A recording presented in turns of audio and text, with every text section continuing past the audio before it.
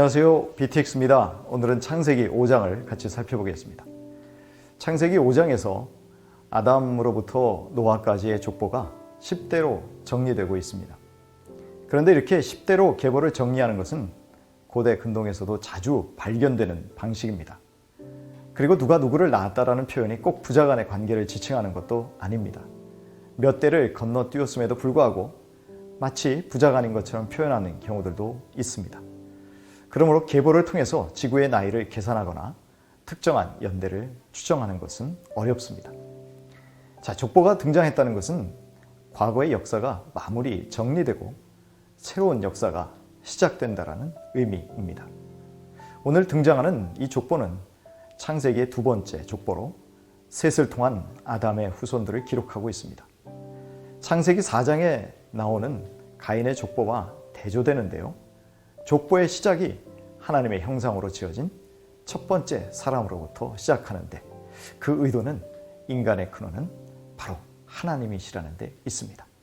그리고 사람이 비록 죄를 지어서 에덴에서 쫓겨난 신세이기는 했지만 그는 여전히 하나님의 축복의 대상으로서 하나님의 계획은 역시 취소되지 않는다는 것을 보여줍니다. 또다시 하나님은 기회를 주신다는 것이죠. 이 귀절은 마치 하나님이 아담을 당신의 모양, 형상대로 창조하실 때의 상황을 연상케 합니다. 이렇게 아담은 하나님의 형상을 닮은 아들을 낳는 창조의 행위를 하고 있습니다. 이렇게 생육하고 번성하는 축복이 여전히 범죄한 인간들에게 이어지고 있음을 알 수 있습니다.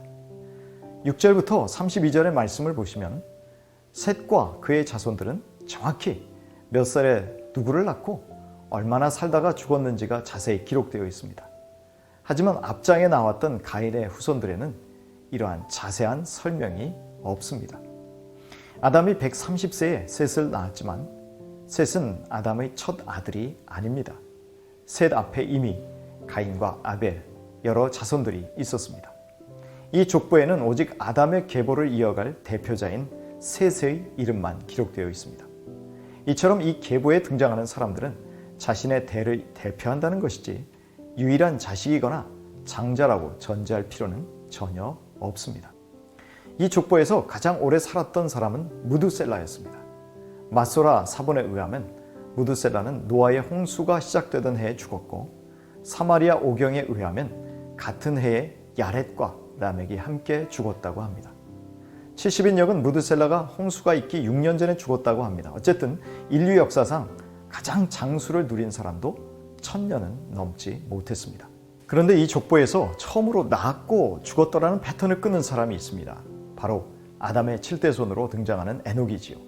에녹은 시작하는 자 또는 가르친다, 교수의 의미가 있습니다. 에녹은 무두셀라라는 아들을 낳았는데 그 아들의 이름이 의미심장합니다. 그 이름의 뜻은 죽음을 던졌다, 죽음을 보냈다라는 뜻입니다. 이렇게 죽음을 내어 던진다는 예언적인 의미로 아들의 이름을 지은 에녹, 그리고 실제로 죽음을 보지 않고 하늘로 올라간 에녹의 삶을 하나님과 동행하였다라는 문장으로 요약할 수 있습니다.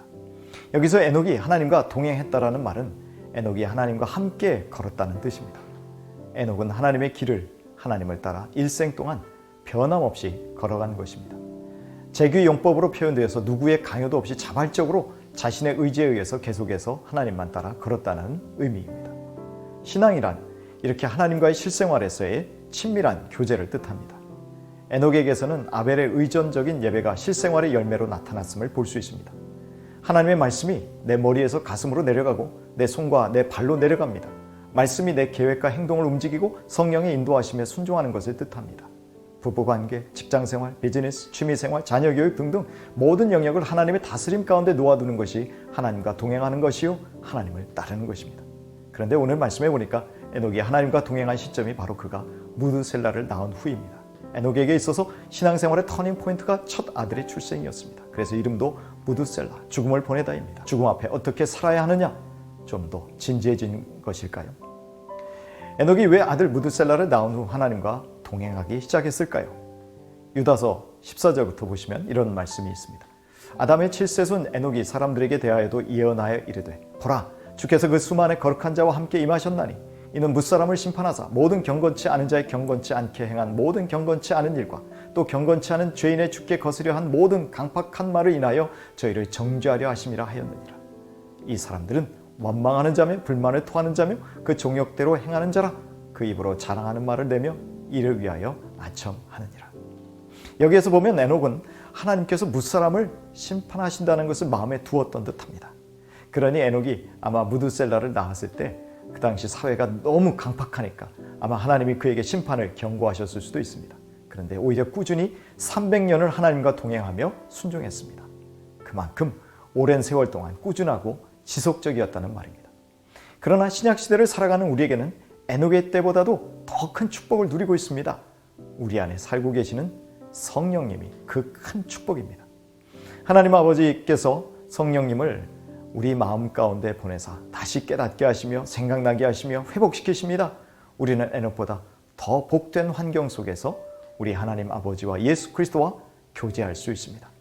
한 가지 여기서 더 살펴볼 것은 하나님과 함께 걸었다라고 하는 표현이 70인역에서는 하나님을 기쁘시게 혹은 만족하게 했다라는 동사로 표현되어 있습니다. 바로 이 표현대로 히브리서 11장 5절은 에녹의 삶을 하나님을 기쁘시게 하는 자였었다라고 기록하고 있습니다.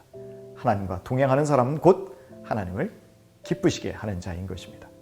그런데 하나님을 기쁘시게 하고 하나님 아버지의 마음을 흡족하게 만드는 사람을 가리켜서 또한 믿음 있는 사람이라고 말씀합니다. 이처럼 하나님 아버지는 하나님 아버지를 찾고 그분과 동행하는 에녹을 대단하게 보셨습니다. 그래서 하나님이 그를 데려간 것입니다. 히브리서 11장 5절 믿음으로 에녹은 죽음을 보지 않고 옮기웠으니 하나님의 세계로 옮기우신 것입니다. 그 나이는 365세였습니다. 그는 죽음을 보지 않고 옮겼다라고 기록합니다.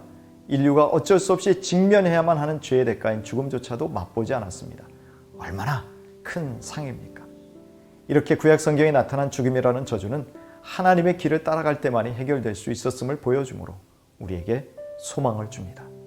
그리고 그렇게 하나님과 함께 살아간다는 것이 불가능하지 않음을 에녹이 보여준 것입니다. 에녹의 생애는 보통 800~900년을 살던 사람들과 비교해 볼 때 매우 짧은 인생이었음에 틀림없습니다. 얼마나 오래 살았느냐보다 어떻게 살았느냐가 중요하다는 것을 교훈하고 있습니다. 하나님과 동행하는 삶을 사느냐 그렇지 않느냐가 중요합니다. 이제 에녹과 함께 이 족보에서 매우 중요한 사람 한 명은 노아입니다. 노아는 아담의 10대 손으로 그 이름의 뜻은 안식이며 노아 역시 하나님과 동행하였다는 특징이 있습니다.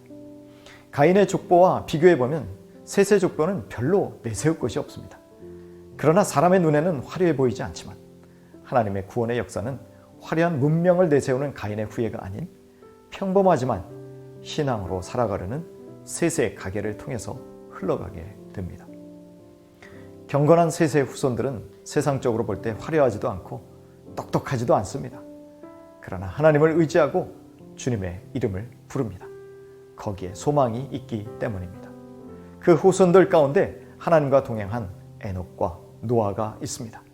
에녹은 죽음에서 구원을 얻으며 노아는 홍수에서 구원을 얻습니다. 세상에서 구원 얻을 방법은 오로지 하나님과 동행하는 삶, 하나님을 따르며 순종하는 삶에 있다는 것을 가르쳐주고 있습니다.